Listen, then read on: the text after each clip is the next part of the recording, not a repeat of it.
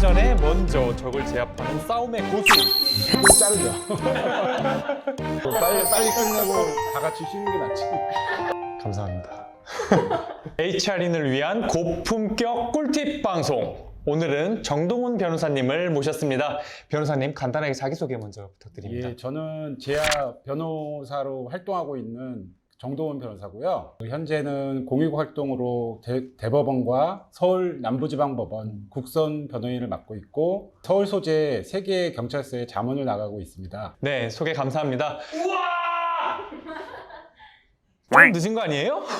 오늘 함께 해주셔서 정말 감사합니다. 예. 저희가 그 로톡에 올라와 있는 변호사님 프로필을 보다 보니까 정말 인상 깊은 소개가 있었어요. 싸우기 전에 먼저 적을 제압하는 싸움의 고수. 이거에 대해서 혹시 어떻게 생각하시는지? 글쎄요, 소송은 그 링 위에서의 싸움이고요. 네. 링에 올라가기 전에 링에 안 올라가고 이길 수 있는 방법도 여러 방법이 있거든요. 그래서 그런 조언을 의뢰인들한테 많이 조언을 하는 편입니다.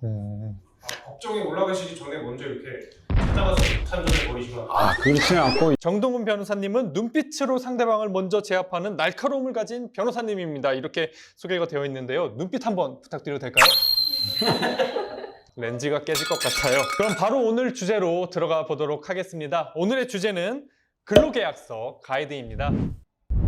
사용자와 근로자 간의 그 관계가 시작되는 시발점이 근로계약서의 작성입니다. 그래서 이 시간을 통해서 사업주께서 어떤 부분을 미리 대비를 하셔야 법적인 책임을 부담하지 않고 고용관계를 슬기롭게 유지할 수 있는지에 대해서 말씀드리도록 하겠습니다. 말씀하신 것처럼 이 규모가 갖춰진 곳에서는 이 근로계약서라는 것이 법인과 개인이 관계를 맺는 시발점이 되는 게 맞는데, 그런가 하면은 아직 조금 불비한 것도 있는 것이 현실인 것 같고, 그런 데 있어서 특히 좀 많이 도움이 되는 시간이 되지 않을까 생각을 합니다. 근데 그런 사업장의 경우에는 대부분 사업주께서 법을 잘 모르셔가지고 구두로 계약서를 작성하지 않고 예. 근로관계가 이제 이행되는 그런 사례가 많습니다. 근데 근로계약 기간이라는 걸 약정하지 않고 계약이 시작되다 보니까 끝 마무리가 안 좋아요.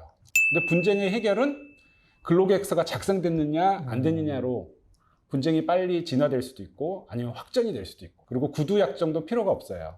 법에는 분명히 서면으로 이러이러한 내용이 들어가게끔 근로계약서를 작성하라고 규정이 되어 있습니다.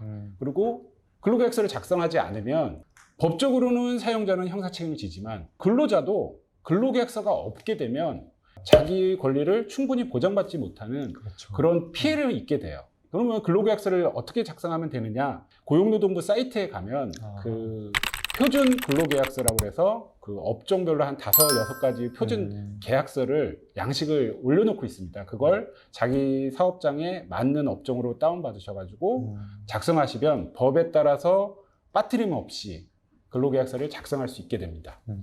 최종적으로 확인하기 위한 체크리스트랄까요? 거기에 꼭 어떤 항목이 들어가야 된다는 부분을 짚어주시면 좋을 것 같아요. 예, 그 법에 규정이 돼 있는데 법에는 우선 가장 사업주분께서 조심하실 게 작성 일자를 꼭 확인하시고 근로계약서에 근로자가, 당사자인 근로자가 서명 날인 또는 도장을 찍도록 하셔야 되고요. 그 다음에 근로계약서는 근로가 시작되기 전에 서면으로 작성돼야 되고, 사후적으로 작성했다고 해서 형사 책임을 안 지는 게 아니에요.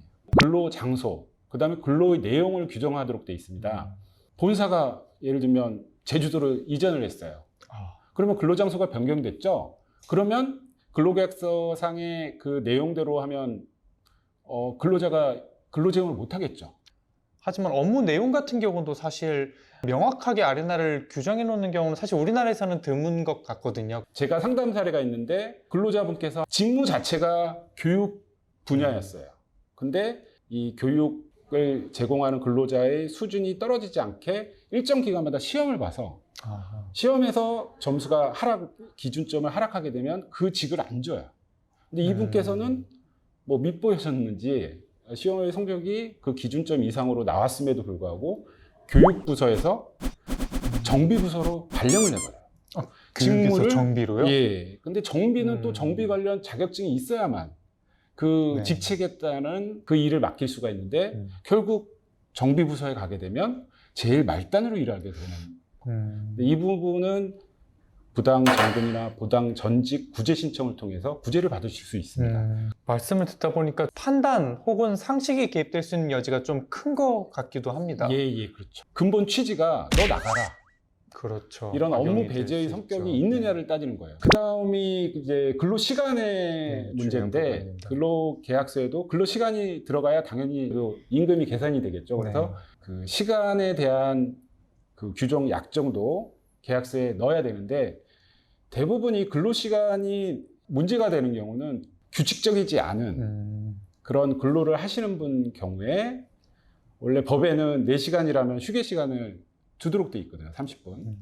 그리고 휴게 시간에는 법상 사용자의 지휘 감독을 안 받아야 휴게 시간이에요. 근데 그렇지 않고 사업장 내에 어떤 특정 공간에서 휴식을 하면서 사용자가 호출을 하면 바로 달려가는 관계.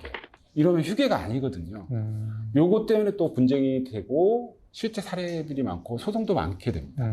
그래서 근로시간도 근로할 시간만 정하는 게 아니에요. 근로시간을 특정했으면 휴게 시간은 언제고 그 식사 시간은 어떻게 특정하는지를 명확하게 규정을 해야 상호 간의 피해가 없게 되죠. 예, 다음으로는 근로계약서에 뭐 근로자 기준으로 보면 꽃이라고 할 수 있죠. 임금에 대해서 구체적으로 그 약정이 돼 있어야 합니다. 근데 조직이 갖춰진 사업장의 경우에는 그렇지 않지만 대부분의 사업주들은 근로자가 어느 날 손님이 너무 많아서 뭐 연장 근로를 했다던가 뭐 휴일에도 바빠서 휴일 근로라도 했다던가 이런 때마다 계산해서 주기에 뭐 아까워하시는 분도 있으실 거고 또 계산이 복잡하다고 생각하시는 분도 있을 거고 그래서 우리나라는 법에 규정되어 있지 않지만 포괄임금제로 계약을 체결하는 경우가 상당히 많습니다. 이 부분에 대해서 이제 사업주분들께서 조심하셔야 될 게 근로기준법은 최저의 근로기준을 정하고 있기 때문에 이것보다 미달하는 것, 즉 근로자한테 불이익한 건 다 무효예요. 포괄임금제로 약정했다 하더라도 내가 그 근로계약서보다 더 근로제공을 더 많이 했다 라면 그걸 입증해서 그거에 대한 대가를 받으실 수 있습니다.